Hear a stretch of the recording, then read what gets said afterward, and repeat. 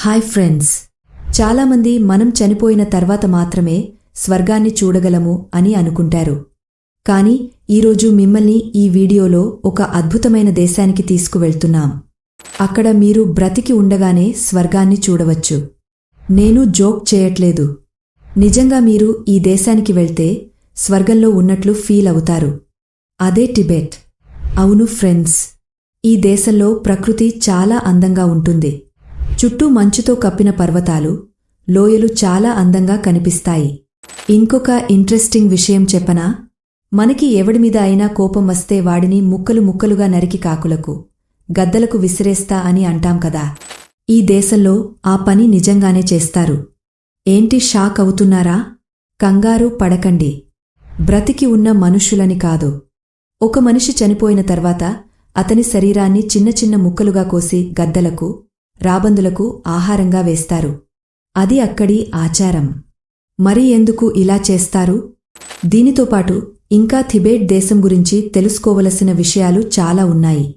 అవన్నీ చాలా ఇంట్రెస్టింగ్గా ఉంటాయి. కాబట్టి ఈ వీడియోని చివరి వరకు మిస్ అవ్వకుండా చూడండి. టిబెట్ దేశం గురించి చాలా కొత్త విషయాలు తెలుసుకుంటారు. అయితే ఈ వీడియోని స్టార్ట్ చేసే ముందు ఇలాంటి మరెన్నో ఇంట్రెస్టింగ్ వీడియోలను చూడడానికి ఇప్పుడే మా ఛానల్ను సబ్స్క్రైబ్ చేసి బెల్ ఐకాన్ను యాక్టివేట్ చేసుకోండి. దానివల్ల మేము పెట్టే ప్రతి వీడియోని మిస్ అవ్వకుండా చూడొచ్చు. ఇక వీడియోని స్టార్ట్ చేద్దాం. ఫ్రెండ్స్, మధ్య ఆసియాలో ఉన్న టిబెట్ దేశం ప్రపంచవ్యాప్తంగా ఎత్తైన మంచు పర్వతాలు, హిమాని నదులతో పాటు వింత ఆచారాలకు ప్రసిద్ధి చెందింది. ఈ దేశాన్ని 1969లో చైనా ఆక్రమించింది. ప్రస్తుతం ఈ దేశంలో దాదాపు సగభాగం చైనా ఆధీనంలో ఉంది. ఈ ప్రాంతంలో నివసించే ప్రజలు చైనా నుంచి విడిపోయి స్వేచ్ఛగా ఉండాలని కోరుకుంటున్నారు. ఈ దేశంలో ఎక్కువగా బౌద్ధమతం ఆచరిస్తారు. దీనిలో భాగంగా ఈ దేశంలో ఎన్నో వింత ఆచారాలు అమలులో ఉన్నాయి. ప్రపంచంలో ఎక్కడైనా ఎవరైనా వ్యక్తి చనిపోతే అతనిని దహనం చేస్తారు, లేకపోతే పూడ్చిపెడతారు. కాని టిబెట్లో ఎవరైనా చనిపోతే వారిని కాల్చరు, గుంట తీసి భూమిలో పూడ్చిపెట్టరు. ఈ రెండిటికి బదులుగా చనిపోయిన వ్యక్తి శరీరాన్ని ఎత్తైన కొండమీదికి తీసుకెళ్లి చిన్న చిన్న ముక్కలుగా కోసి గద్దలు, రాబందులు తినడానికి వీలుగా వదిలేస్తారు. ఇలా ఎందుకు చేస్తారంటే, చనిపోయిన వ్యక్తి శరీరాన్ని కాల్చాలంటే చాలా కలప అవసరం. టిబెట్ సముద్ర మట్టం నుండి చాలా ఎత్తైన ప్రాంతంలో ఉండడం వల్ల అంత కలపను తీసుకురావడానికి అవసరమైనన్ని చెట్లు ఉండవు. ఒకవేళ ఆ శరీరాన్ని పూడ్చిపెడదామంటే టిబెట్ నేల చాలా గట్టిగా ఉండే రాళ్లతో ఏర్పడి ఉంటుంది. శరీరాన్ని పూడ్చడానికి అవసరమైన గుంట తోవాలంటే వాళ్లు ఆ రాళ్లను పగలగొట్టవలసి ఉంటుంది. ఇవి రెండూ ఇక్కడ అసాధ్యం కాబట్టి చనిపోయిన వారి శరీరాన్ని రాబందులకు ఆహారంగా వేస్తారు. బౌద్ధమతం ఆచారం ప్రకారం ఒక వ్యక్తి చనిపోవడం వల్ల ఆ వ్యక్తి శరీరం మాత్రమే చనిపోతుంది. అతని ఆత్మ ఇంకా బ్రతికే ఉంటుంది. ఆత్మ శరీరాన్ని వదిలిపెట్టడం వల్ల శరీరం ఖాళీగా ఉంటుంది. కాబట్టి ఇక ఆ శరీరాన్ని పక్షులకు ఆహారంగా వేస్తే వాటి కడుపు నిండుతుంది. దానివల్ల చనిపోయిన వ్యక్తి స్వర్గాన్ని చేరుకుంటాడు. దీనిని ఇక్కడ చాలామంది నమ్ముతారు. ఈ రెండు కారణాల వల్ల ఈ ఆచారం ఇప్పటికీ అమలులో ఉంది. టిబెట్ వింత ఆచారాలతో పాటు ఎత్తైన మంచు పర్వతాలు, హిమాని నదులు, అందమైన లోయలు, పవిత్రమైన బౌద్ధ ఆరామాలు, దేవాలయాలకు ప్రసిద్ధి చెందింది. వీటిని చూడడానికి ప్రపంచం నలుమూలల నుండి చాలామంది టూరిస్టులు ఇక్కడికి వస్తారు. హిందువులకు ఎంతో పవిత్రమైన కైలాస పర్వతం ఈ దేశంలోనే ఉంది. దీనిమీద శివుడు తపస్సు చేస్తూ ఉంటాడని హిందువులు నమ్ముతారు. భారతదేశం నుండి దీనిని చూడడానికి చాలామంది భక్తులు ఇక్కడికి వస్తారు. ఈ పర్వతం 6638 మీటర్లు ఎత్తు ఉంటుంది. ఇది ప్రపంచంలో ఎత్తైన మౌంట్ ఎవరెస్ట్ కంటే తక్కువే. కాని ఇప్పటివరకు దీనిని ఎవరూ ఎక్కలేకపోయారు. నిజంగా ఈ ప్రదేశం చాలా అందంగా ఉంటుంది. ఈ పర్వతం చుట్టూ ఉన్న ప్రకృతిని చూస్తుంటే స్వర్గంలో ఉన్నట్లే ఉంటుంది. ఈ కైలాస పర్వతాన్ని చూడడానికి వస్తే మీకు మళ్లీ తిరిగే ఇంటికి వెళ్లాలనిపించదు. అంతా అందంగా ఉంటుంది. టిబెట్ సముద్ర మట్టం నుండి చాలా ఎత్తులో ఉండడం వల్ల ఇక్కడికి వచ్చే టూరిస్టులు ఎన్నో ఆరోగ్య సమస్యలను ఎదుర్కోవాల్సి వస్తుంది. అవును ఫ్రెండ్స్, టిబెట్ సముద్రమట్టానికి సుమారుగా 4500 మీటర్లు ఎత్తులో ఉంటుంది. సముద్ర మట్టం నుండి ఎత్తుకు వెళ్లే కొద్ది గాలిలో ఆక్సిజన్ లెవెల్స్ తగ్గుతాయి. దీని కారణంగా ఇక్కడ గాలిలో ఆక్సిజన్ లెవెల్స్ తక్కువగా ఉంటాయి. ఇలాంటి ప్రదేశాల్లో ఎక్కువసేపు ఉంటే శరీరం మీద, ఊపిరితిత్తుల మీద ఒత్తిడి పెరుగుతుంది. దీనివల్ల ఊపిరి ఆడకపోవడం, తలనొప్పి, తల తిరుగుతున్నట్టు ఉండడం వంటి సమస్యలు వస్తాయి.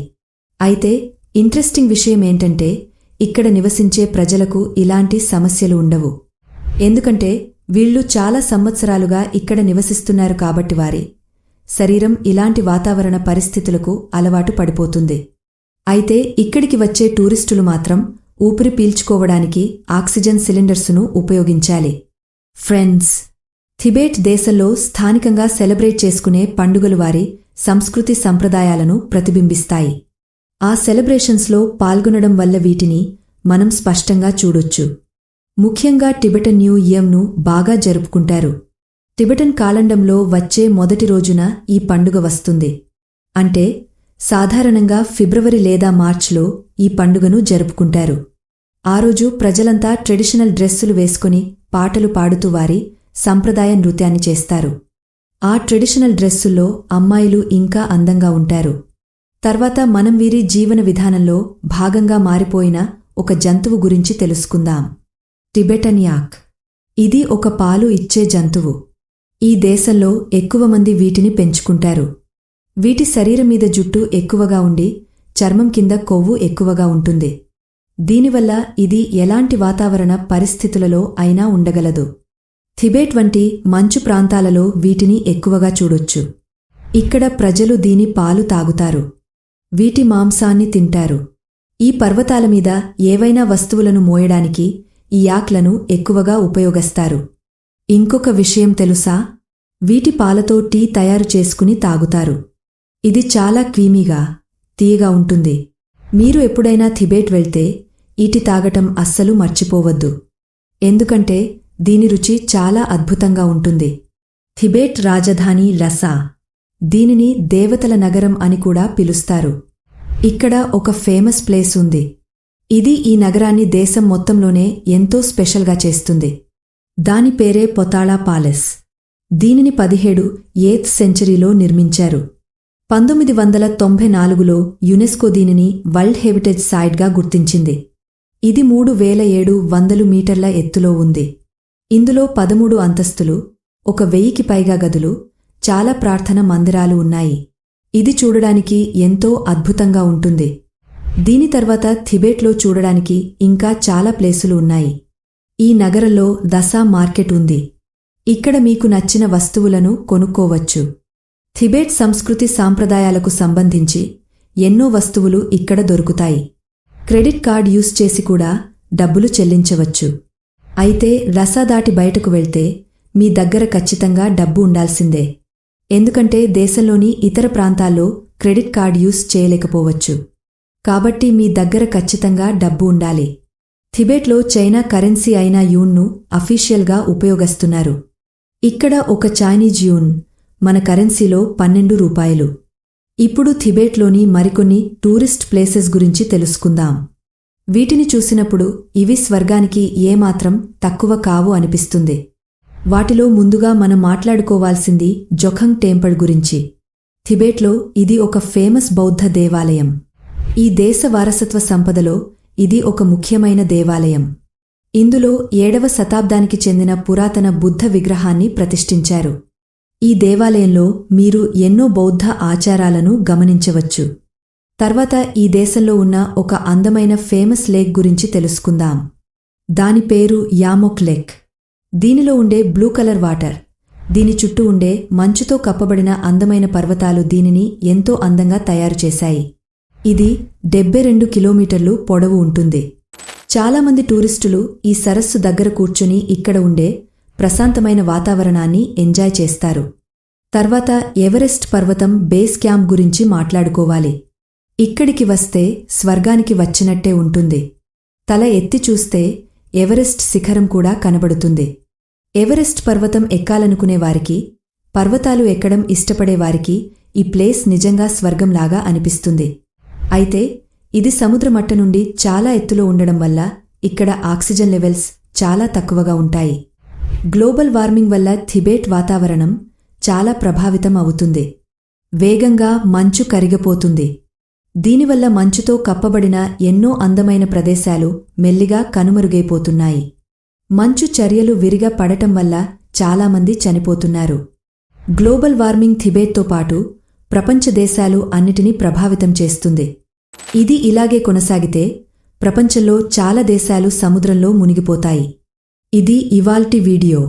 ఈ వీడియో చూసిన తర్వాత టిబెట్ దేశంలో మీకు ఏ ప్లేస్ ఎక్కువగా నచ్చింది? కామెంట్ చేయండి. ఈ వీడియోని లైక్ చేయడంతో పాటు మీ ఫ్రెండ్స్ అండ్ ఫ్యామిలీ మెంబర్స్కు షేర్ చేయండి. దీనివల్ల వాళ్లు కూడా టిబెట్ దేశం గురించి కొన్ని కొత్త విషయాలు తెలుసుకుంటారు. ఇలాంటి మరెన్నో ఇంట్రెస్టింగ్ వీడియోలు చూడడానికి ఇప్పుడే మా ఛానల్ను సబ్స్క్రైబ్ చేసి బెల్ ఐకాన్ను యాక్టివేట్ చేసుకోండి. Thanks for watching.